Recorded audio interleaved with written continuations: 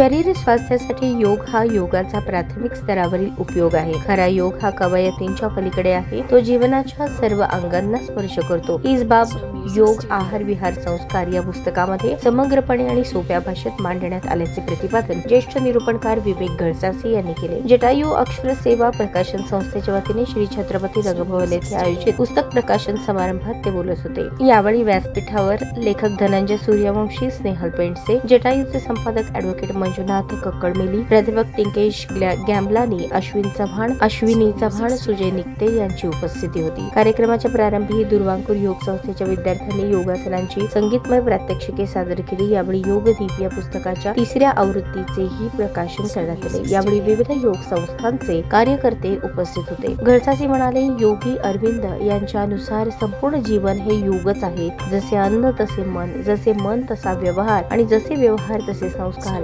योगशास्त्र म्हणजे केवळ योगासने नाहीत. वेद उपनिषद ते ओंकार साधनेपर्यंत आणि जीवनाच्या निरामयतेसाठी असणाऱ्या आरोग्याच्या प्रत्येक पैलीपासून ते आहार विहारापर्यंतचे सर्व पैलू महत्त्वाचे असतात. योगशास्त्राचा अवघड विषय लेखकांनी 30 वर्षांच्या अनुभवामुळे अतिशय सोपा केला आहे. कार्यक्रमाचे सूत्रसंचालन अश्विनी चव्हाण यांनी केले तर आभार प्रगती बाळी यांनी मानले. ताज्या बातम्या पाहण्यासाठी प्राईम महाराष्ट्र न्यूज चॅनलला सबस्क्राईब करा.